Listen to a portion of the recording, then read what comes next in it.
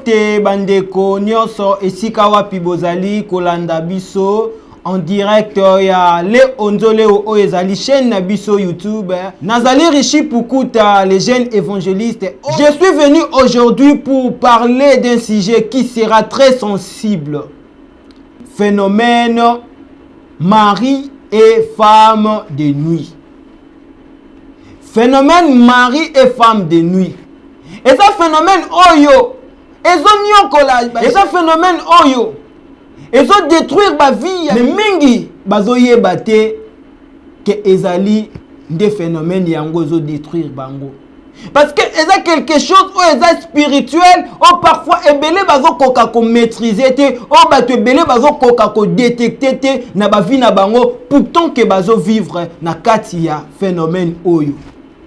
Mari et femme de nuit. Et ça phénomène où ils ont détruire. Bien aimé, c'est quelque chose où ils ont réalité. Plusieurs se disent, bon, ils ont une illusion. Plusieurs se disent que Marambo et Salama nangote. Comment est-ce que femme de nuit et raté existe à nangote? Ils ont un mensonge, ils ont parfois une imagination, ils ont une illusion au Batubazwaka. Mais laisse-moi vous avouer que les phénomènes mari et femme de nuit existent bel et bien. Avant d'entrer dans le vif du sujet, je voudrais d'abord définir qu'est-ce qu'est phénomène. Phénomène, pour plus d'explications, ça veut dire quelque chose oyo est normalité.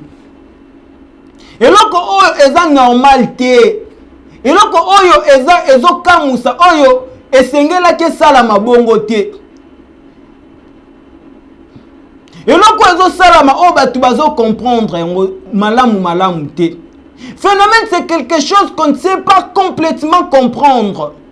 Phénomène est lorsque oyo batu bazo comprendre vraiment fonctionnement na yango te. Parce que eza oyo eye ko surprendre batu. Et ça quelque chose oyo parfois batu bazo vivre indépendamment ya volonté na bango. Yango babengi phénomène. Et alors mari et femme de nuit baza banani. Mari et femme de nuit ce sont les démons. Ce sont les esprits. Oyo na français babengi incube et succube.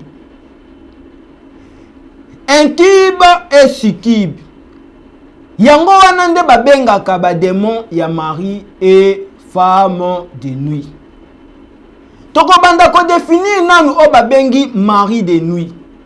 Mari de nuit ezali démon o babengi azwaka forme ya mwana mobali.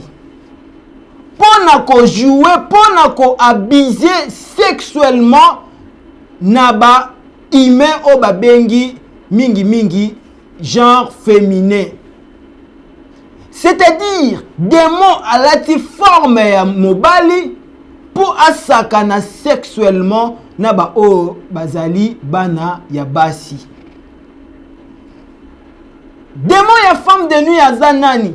Aza démon mingi azwaka toujours la forme pe ya mwana mwasi po aya ko sakana sexuellement na oyo babengi bana mibali. Je ne sais pas si on s'est fait comprendre. Démon ya mari de nuit azali démon oyo parce que ba démon baza ba esprit. Démon aza esprit. Or l'esprit n'a ni chair n'a ni os, mais il se sert des corps des hommes, il se sert de l'apparence des hommes pour appliquer ou opérer makambu oya lingi asala.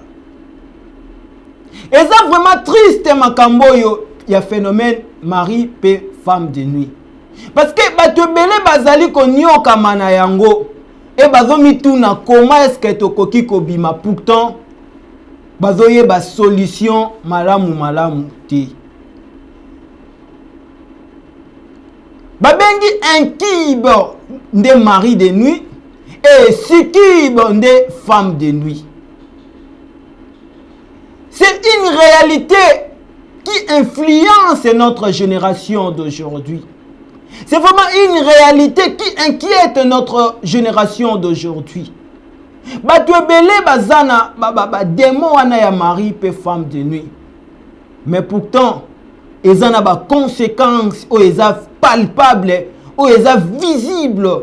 Oyo, bato bazo kokako avancer tout simplement parce que il y a quelque chose qui retient leur vie. Les loto kolobela mingi o etali basine o ekotali sabiso réellement ceux qui osana démon o babengi mari topé femme de nuit. Parce que ebele bazanango bazo vivre basine mais ba yebite ke basine wana eza ko manifester présence ya ba démon o babengi inkib to sikib kati na bango. Makambo eza ebele tokoki koloba na sujet na yango. Mais na kito kende petit à petit pour te comprendre, ba jeune te comprendre. Makambo o parfois tozo vivre nango mais tozo koka ko s'en sortir na yango te. Pourquoi? Parce que tozo vivre na ignorance. Bien-aimé, Bible zolobela biso, mon peuple périt faute de connaissance. Ceux qui ont la connaissance était okoki parfois comment on apporte o ekoki ko bimisa yo, okoki parfois comment on apporte o ekoki ko délivrer yo, okoki parfois comment on apporte o ekoki ko libérer yo na kati ya bowumbu moko boye, mais en réalité ozo comprendre te yango nde porte. Ce qui vraiment ozo na boyebite. D'ailleurs Bible zoloba héritier o azana nu mwana aza comparable na un esclave parce que ayebi nanu ba droit na yete, ayebi nanu oye azalite, ayebi nanu nzela oya koki kolanda te, ayebi nanu héritage na yete. C'est pourquoi aza comparable à un esclave. Mwana mukie o aza mwana ya patron, mwana musala koki pe kopimela ebiloko parce que ayebi eloko te. Mais ceux qui accoli, ceux qui a eu connaissance, ceux qui a eu au babengi instruction, ceux qui a eu au babengi maturité, c'est alors que akoyeba koyebisa mwana musala pas jusque là parce que ngai naza mokonzi likolo na yo, ngai naza héritier, yo oza un simple serviteur, okoki ko memanga na boyete, okoki ko influencer ngate. Pourquoi? Parce que tu n'as pas l'autorité sur moi.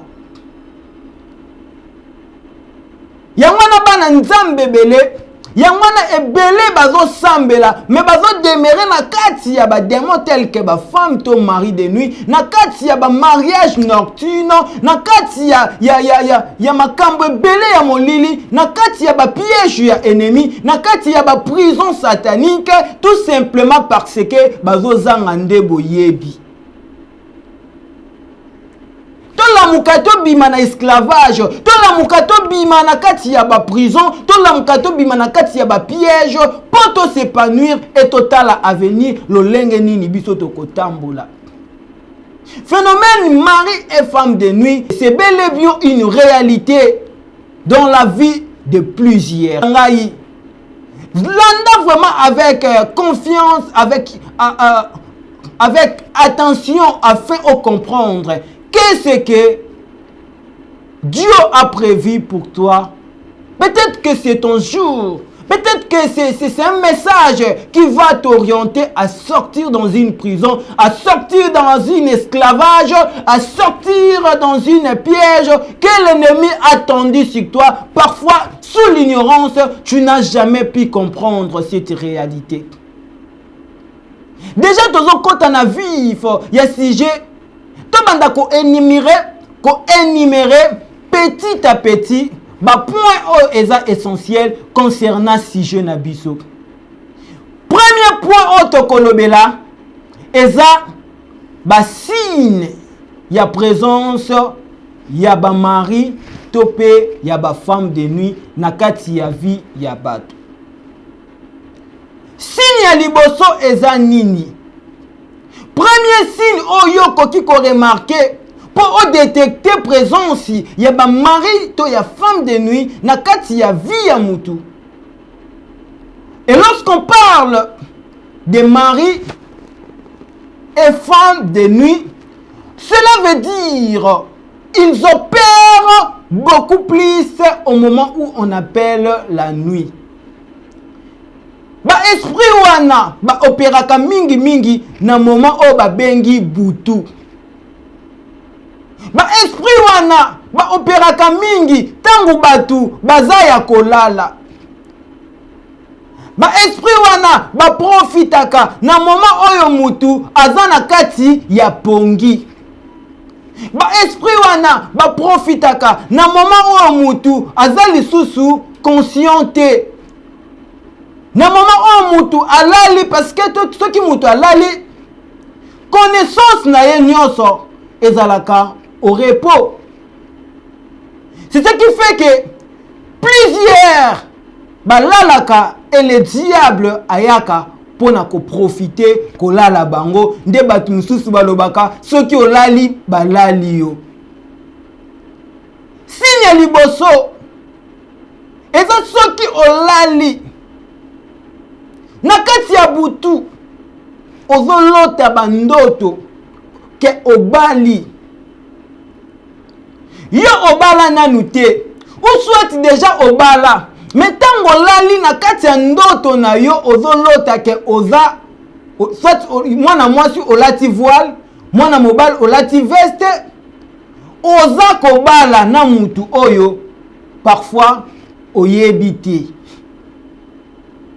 Tu rêves que tu es en train de te marier avec quelqu'un que tu ne connais pas, avec un inconnu. Mais yo balate. Mais pourquoi est-ce que tu peux rêver que Oza, parfois na fête na yo, parfois yo lati voile, ozo sala ba promesse ya mariage, ozo signer. Oh ba bengi engagement ya mariage na mutu moko oyo oyebite. Bien aimé, il faut faire très attention à bandoto. Bible va Dieu parle tantôt d'une manière, tantôt d'une autre. Pour nous révéler des choses, il se sert parfois na oba bengi voix ya songe. Na oba bengi voix ya vision. Il faut faire très attention. Yo olotaka okangaka bandoto na yote. Il faut faire très attention. Yo olotaka te. Bien aimé, ceux qui olotaka te, ceux qui olotaka, mais okangaka bandoto te, il faut faire très très très attention. Parce que les choses que Dieu parfois peut te révéler, mais yo ozoko saisir yango te. Les choses que Dieu veut parfois te faire connaître, mais tu n'as pas la capacité de les saisir et de les comprendre. Sache-le que tu n'es qu'un aveugle qui ne sait là où il va et qui ne sait là où on l'amène. Il faut faire très attention, je le répète, si tu ne rêves pas, et si parfois tu rêves, mais tu ne maîtrises pas ou tu ne saisis pas tes rêves. C'est très capital ce que nous voulons partager avec vous. C'est vraiment très important de savoir ce qui nous inquiète, ce qui nous dérange et ce qui nous tourmente. Il faut toyeba kababilembo. Ya makambo ezotungisa biso pour epesa biso mbela ya kobima na yango. Parce que si on demeure ignorant, pendant qu'on vit les signes, pendant qu'on remarque les signes, mais toyebi yango malamu malamu te, tozo comprendre en gote, la délivrance est loin d'être notre partage. C'est vraiment important, bien-aimé. C'est vraiment important, chers jeunes. C'est vraiment important, mon frère, ma sœur, celui qui me suit dans notre chaîne Léo Nzoleo. Ceux qui ont l'autre bandoto que oza na jour na yo ya mariage. Pendant que balate, mutu pe ozo bala oyebi ete. eza déjà signe ya mariage de nuit. Yo muto zo se retrouver na kati ya signe oyo. Mingi soki ozolata ozomona aka ndoto yango ozorepetaka. Ozolota aka yo ozobala, olota aka ke obali, olota aka ke obali, olota aka ke c'est le jour de ton mariage, olota aka yo na mobali moko oyebite, olota aka yo na mwasi moko oyebite. Sache-le bien, ça peut aussi être le signe ya phénomène o babengi mari topé femme de nuit. Signe mibale eza nini? Signe mibale eza soki olali na kati ya ndoto na yo oloti kaka obali te me oloti ke ozosala bolingo na mutu moko oyo oyebi te. Pourquoi? Soki olali olota kaka ke oza na jardin moko, soki olali olota kaka oza na kati ya plage na mutu moko na garçon moko boye, olota kaka oza na kati ya jardin moko boye, oza na kati ya hotel moko boye, oza na kati ya place moko boye. Oh, parfois ozo comprendre ngo bien te. Il faut faire très attention. Surtout ceux qui na mutu oyo oyebite. Na vie normale boye, otikala jamais komona garçon wana. Na vie normale boye, otikala jamais komona fille wana. Mais yo mona kaeka kana bandoto na yo. Omona kaeka kasoki olali, c'est alors que omonie akomi mwasi na yo. Parfois bozo tsala bolingo, parfois bozo tambole longo, parfois bobalani, parfois bozo vivre ensemble. Mingi parfois balota akutu que ils sont déjà dans une même maison avec la personne oyo ayebite. Yong tozo lotaka olali na mobali na mbetu moko. Mais mobali yango tu le comprends tellement pas. Oyebite azanani. Na vie normale boye po kutana na yete. Na vie normale boye pe oyebi yete. Sache-le bien que eza moko pe ya ba symptômes, to ya ba signe, ya ba mari, to pe ba femme de nuit. Olala kolota toujours ndoto oza na kati ya mbetu na mobali. Olalaka toujours olotaka bandoto oza na kati ya mbetu na mwana mwasi moko boye. Sache-le bien, c'est pas normal. C'est pourquoi babi phénomène. Phénomène c'est quelque chose ce que on dit consciemment et koki komato na mutu pe omituni ba question est-ce que réellement oyo. Eza ya solo to, il faut qu'on cherche une délivrance. Nengina loba yo mutozo la lozolota bandoto ya bongo, bandoto ya bolingo. Na mutu oyo oyebite omona parfois to omona te. Sala très attention, eza ba signe ya ba mari to pe ya ba femme de nuit. Si tout ce qui est commis successif, si tout ce qui est commis tellement, est commis insupportable. Nous avons eu des témoignages à Batoazolo Bakengai, soki kaka na kangi misu. Esengeli na ngana mona kaka, mwana mobali wana na ndoto na ngai. Misusu balobaka soki kaka na kangi misu, na finiraka toujours komona fille wana ona mona kaka na bandoto. Bien aimé toyeba ke ba esprit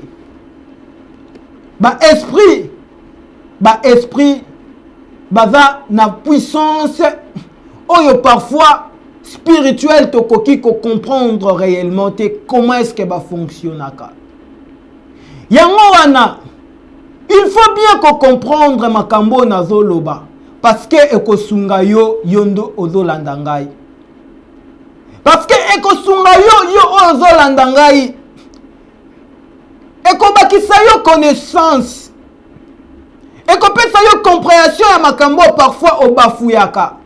makambo parfois ignorant concernant ces phénomènes, concernant ces fléaux, concernant ce qui détruit la jeunesse. S'il y a misatu eza nini? S'il y a misatu eza ndeko na ngai, toujours toza na kati ya bandoto.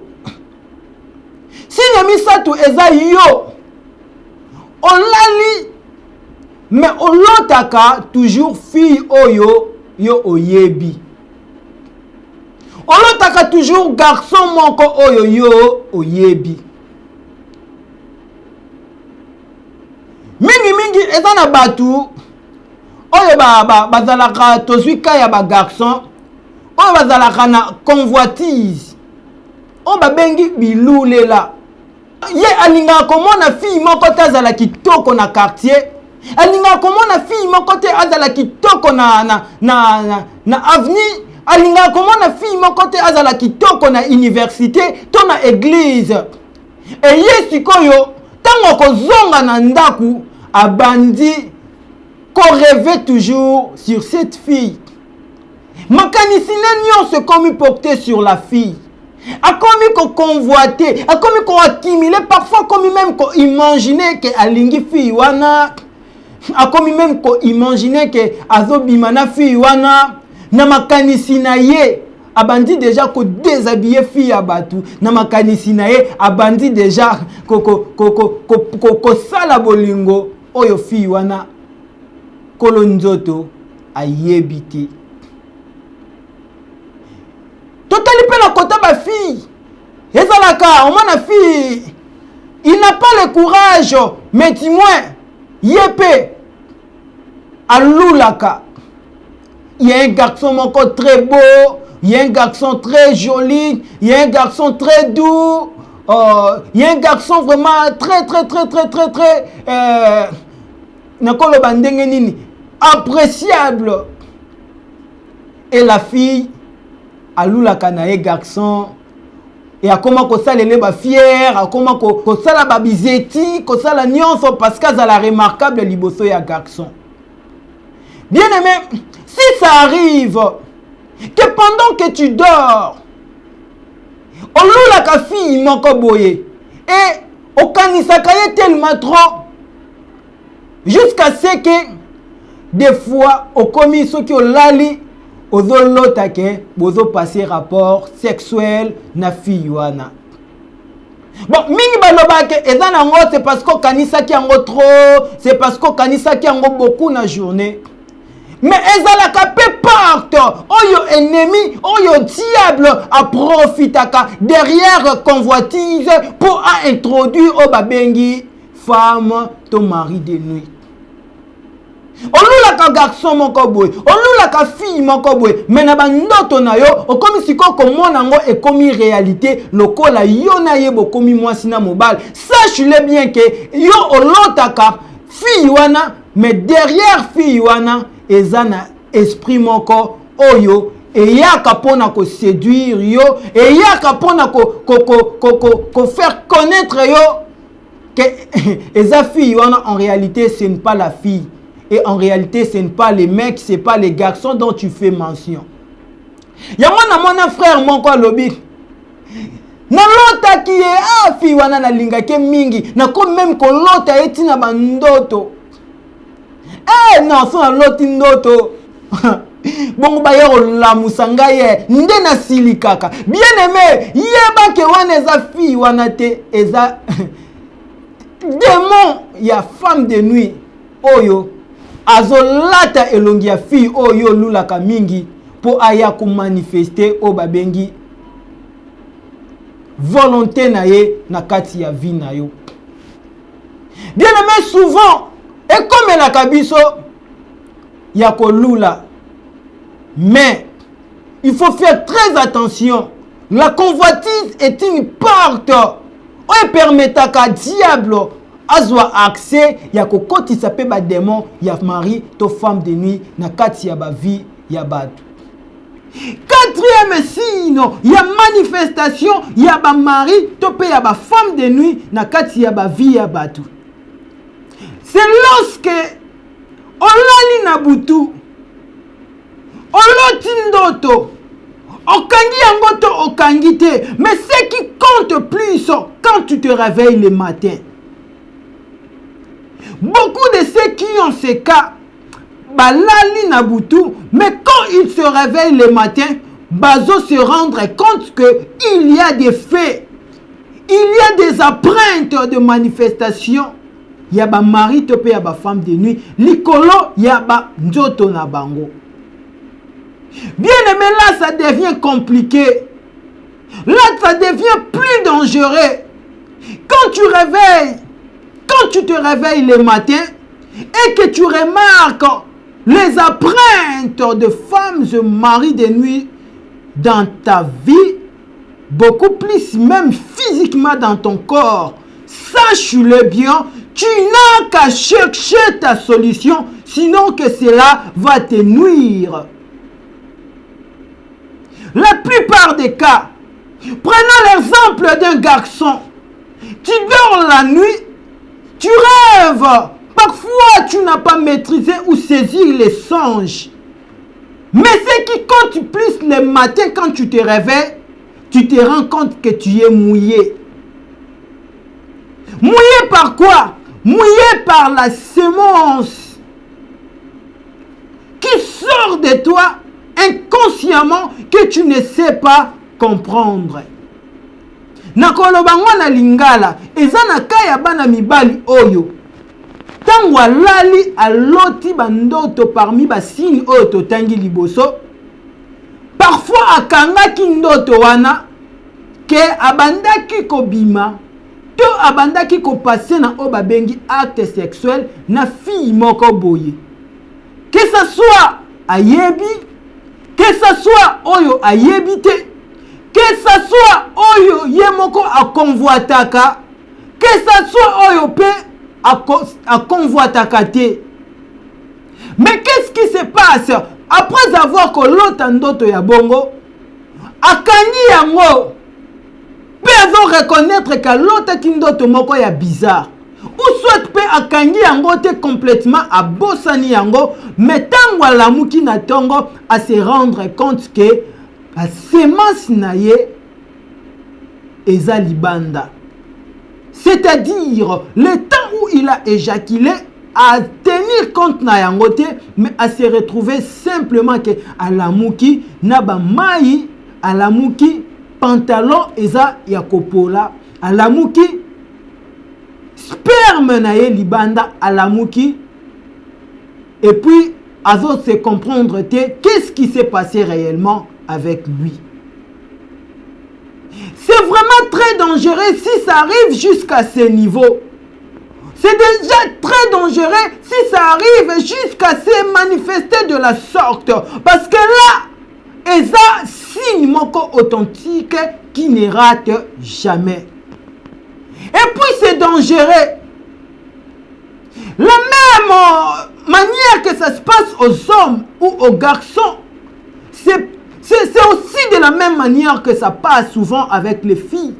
Tu te réveilles le matin, tu te rends compte que tu te fatigues comme si tu venais de passer un tel rapport, dont on appelle rapport sexuel, avec un inconnu, avec une personne que tu n'as pas bien maîtrisée.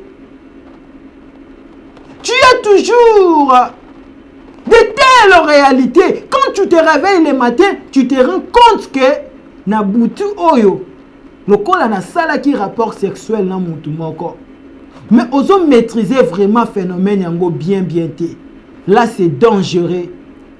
Tu es une fille, quand tu te réveilles des fois, tu remarques les spermes, tu remarques les semences des hommes à l'intérieur de toi. Sache-le bien, c'est dangereux. Tu es un garçon, quand tu te réveilles et tu te rends compte des fois que éjaculé qui n'a boutou et que tu n'as pas tenu compte jusqu'à ce que tu te réveilles le matin au Monica Kabilembo na yango. Non, j'aimerais dire à quelqu'un, c'est dangereux. Pourquoi? Parce que souvent les filles qui tombent dans cette réalité peuvent aussi enfantés avec les maris et les femmes de nuit. Les hommes, les garçons qui tombent dans cette réalité, ça peut arriver que yo obotana mari de nuit, obotana femme de nuit, mais yo oyebakate okoma na bana ya butu. Il faut faire très attention. Il faut faire très attention. Bien aimé, c'est vraiment compliqué. Tant que tu as des conséquences, combien mamakambu o eza na ba conséquences visibles na ba vie ya batu. Eza na ba conséquences palpables na ba vie ya batu. Nazolo bana jeune moko, ozo vivre ba réalité boye, ozo beta kara, ozo vivre ba réalité boye, oza lourd, oza la capacité te ya ko se faire délivrer. Yeba ke ça peut te rattraper et ça peut nuire à ta vie, même à ton avenir. Cherche ta délivrance pendant que le temps est là. Cherche ta délivrance pendant que le temps est là. Plusieurs ont déjà eu les enfants avec les femmes de nuit. Plusieurs ont déjà eu les enfants avec les maris de nuit. Par conséquent, au monde a bali déjà, mais azo koka ko botate. Pourquoi? Parce que na butu a bota qui déjà na ba mari de nuit. Et puis, ma bota na ye, ya ta normal liboye, ezo simbate. Makamboze belé tokolobela autour ya sujet oyo. Pourquoi? Pour éveiller la conscience de la génération présente. Toyeba ko se révolter na oyo ezo tungisa biso, oyo ezo permettre teto avancer, oyo ezo nuire conscience na biso, oyo ezo nuire avenir na biso, oyo ezo nuire ba vie na biso. Ceux qui oboti na femme de nuit, oboti na mari de nuit, par ba semence oyo ozo vexaka des fois na se ya inconscience. Parfois aussi pour les filles, na ba semence oyo ozo ko yamba na se ya inconscience. Oyo ko remarkaka yango soki olamuki yeba ke ekoki ko nuire na vie na yo mobimba. Na ko souligner mingi ba mari to pe ba femme de nuit, baza ba esprit o pe bazalaka très jaloux. Baza ba esprit oyo bazalaka très compliqué. Na sima ya makambo aboye yango komona ozananu obotate, mais tu sens yo mwana mwasi mabele bandi ko vimba. Tu sens comme si mabele est comme kokoma lokola muto azomelisa mwana. Il faut bien savoir, parfois na ndenge ya molili outi ko bota, mais yo oyebite. Bien aimé, pour vous qui songent même, qui rêvent, banabasi, au lota kabandoto ke, au outil maternité, au bimi, au loti ndoto ke, au zanabana moko boye, au lota kabandoto ke, au zomelisa mwana moko boye. Il faut faire très attention. Makamboyo, ezo baby saba avenir ya ba fille ebele, ezo baby saba vie ya batu ebele. Yango kolinga mobali, mibali nyoso bakimaka yo. Yo yebaka te, olobaka eske nga naza kitoko te, eske eza na ba masque de vieillesse, eske eza na nini, eske famille balobaki nini, eske papa lobi nini, tata mwasi na biso ndoki, ekozala tata mwasi te, mais kozala justement que femme de nuit na yo to mari de nuit na yo aza jaloux et azo sala c'est que o demeure na ba relation mususu. Yango mona oza garçon, oza na vie, oza na mbongo, osalaka, mais yo ba relation na ba fille nyonso esimbaka te. Fille ya boyi yo ka boye, fille moko otieli motema boyi yo akelinga kutu garçon moko atina te, oyo ozo considérer lokola fille wana koki kolinga te. Tu penses que aboyi yo pamba, parfois ozo accuser ye que ye salinga boye a trahir ngai, parfois ezana esprit moko epa na yo nde ebengani ye mosika na yo. Il faut faire très attention. Il y a des conséquences attachées à ces esprits. Il faut que on se débarrasse na yango avant que nuire vie na yo mobimba.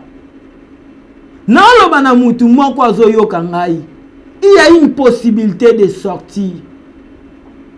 Il y a une possibilité de sortir. Mais ce que je veux, que tu t'attaches à cette possibilité avant que ce mal, avant que ces phénomènes ne puissent te nuire. Pour finir, j'aimerais bien ajouter signe Yasuka au 5e signe. Il y a présence, il y a mari, topé femme de nuit, nakati, il y a vie, il y a batou. Wana est un peu particulier. Wana est un peu d'une manière particulière par rapport il y a nyon sotolobi liboso.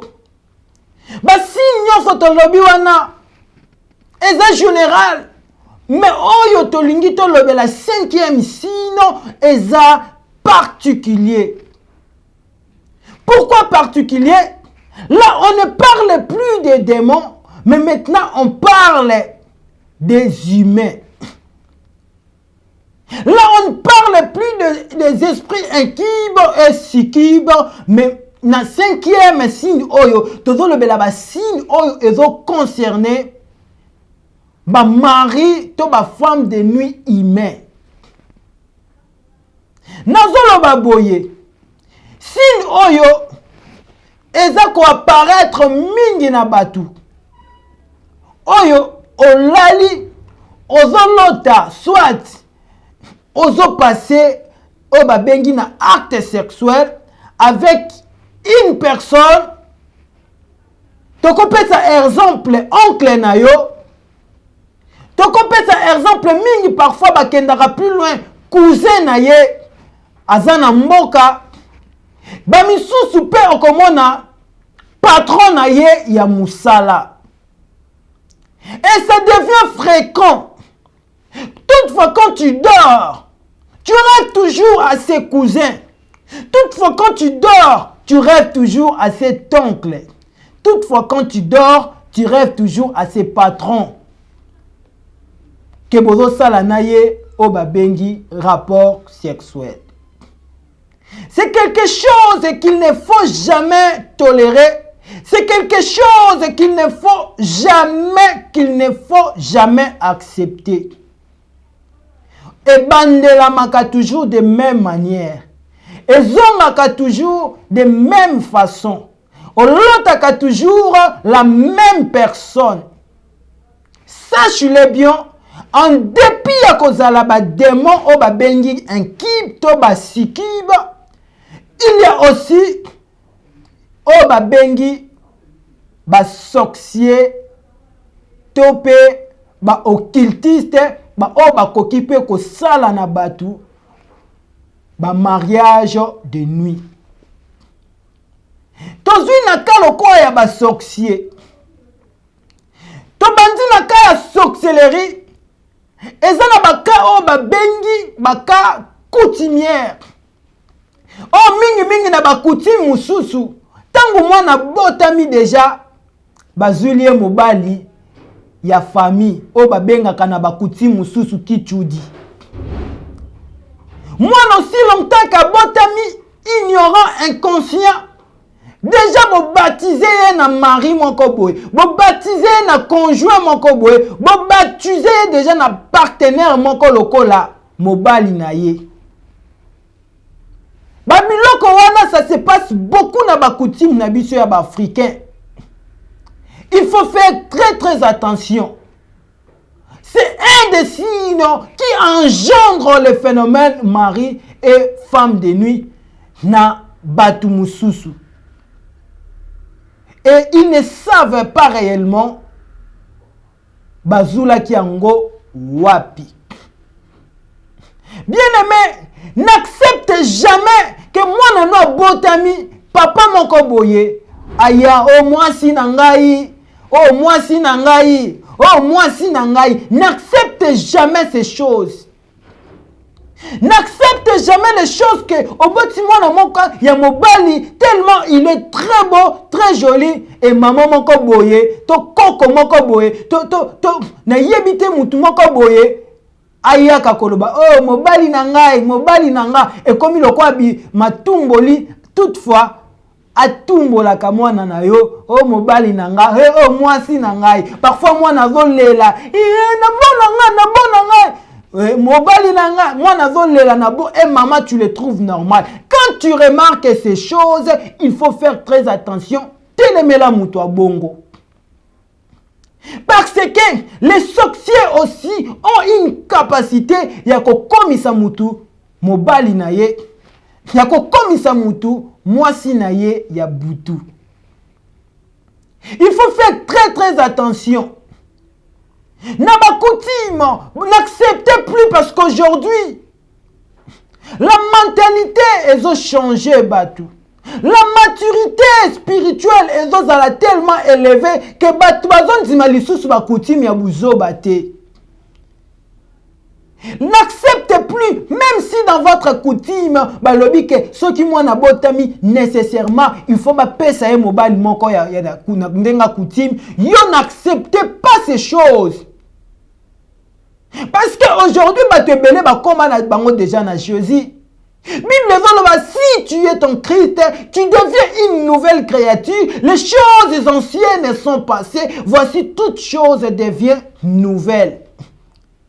N'acceptez plus les choses anciennes parce que toutes choses deviennent nouvelles. En Jésus, les choses que nous avons fait avant ne doivent pas se conformer, ne doivent pas continuer aussi longtemps que nous avons changé les côtés. Les sorciers ont cette capacité de faire de toi sa femme de nuit ou son mari de nuit. C'est pourquoi il faut faire très attention quand tu rêves quelqu'un, oyo oyebi bien. Soit na famille, soit na musala, soit quelque part, soit na école, parce que ezape moko oyo ezali signe ya ba mari to ya ba femme de nuit. J'aimerais dire à quelqu'un, beaucoup plus aux filles, vous qui avez toujours l'habitude de mal habiller pour séduire les hommes dont vous avez bien ciblé. Tu te mets à une jupette pour te dire que nakokanga toujours kaka le frère Patrick. Non, on a latibwe parce que tango frère John yakomona ngai akoueya. Ta cible se focalise vers le frère John, mais pourtant pas le frère John que tu vas gagner. Parfois, au lieu de gagner le frère John, tu vas gagner les démons. Au lieu de gagner le frère Patrick que tu as fait mention, parfois, tes calculs vont t'amener à gagner les sorciers. Bien aimé, la manière dont on s'habille peuvent aussi nous attirer ce qu'on appelle les maris et les femmes de nuit. Les filles, écoutez-moi bien, vous n'avez pas seulement à séduire les hommes, mais vous pouvez aussi séduire même les sorciers, même les esprits impurs, même le démon. Plusieurs ont introduit les maris et femmes de nuit dans leur vie simplement parce qu'ils ont ouvert des portes. Il faut faire très attention. Dans notre manière, il y a que ça la makam. Il faut faire très attention dans notre manière, il y a que vivre. Il faut faire très attention dans notre manière, il y a que tambola. J'aimerais dire à quelqu'un, tu rêves toujours de ton patron. Tu rêves toujours en train de passer à un acte sexuel avec ton patron. Sachez-le bien, même les occultistes ont le pouvoir. Il y a que ça là que okoma moi siné ya butu. Il faut faire très attention.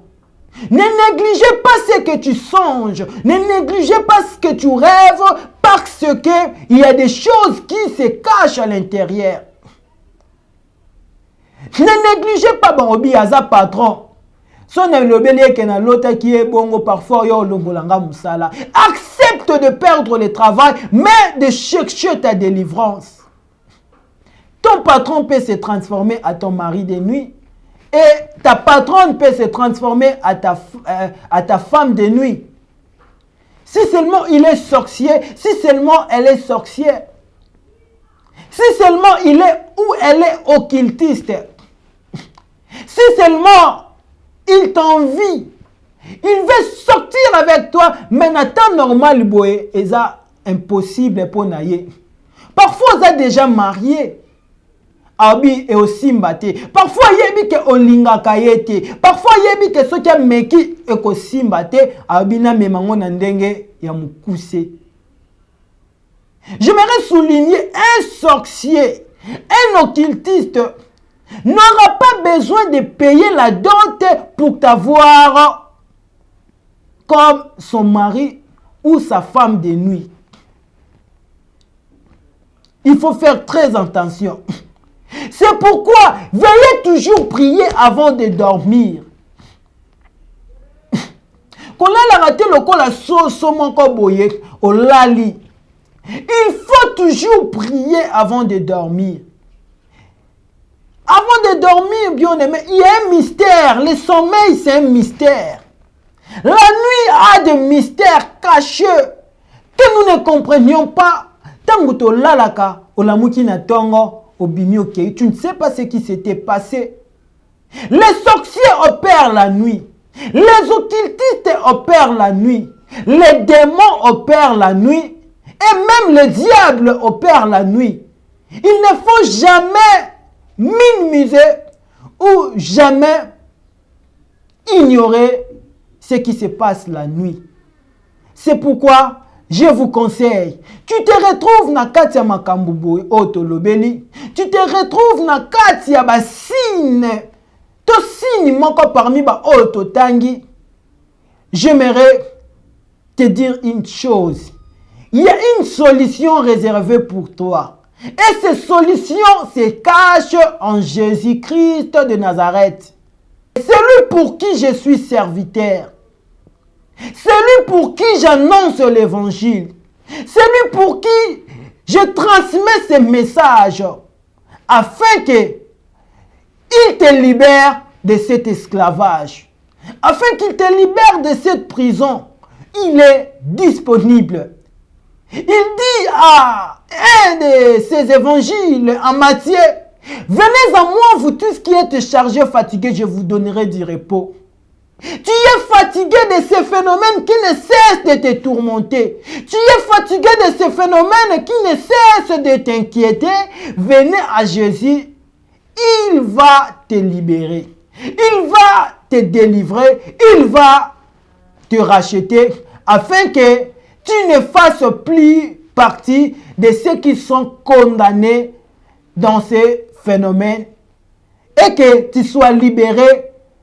Et lorsque le Fils de Dieu vous a franchi, vous serez réellement libre. C'était bien moi, les frères, les jeunes évangélistes Rishi Pukuta. Voici, nous sommes arrivés à la fin de notre numéro de cette émission.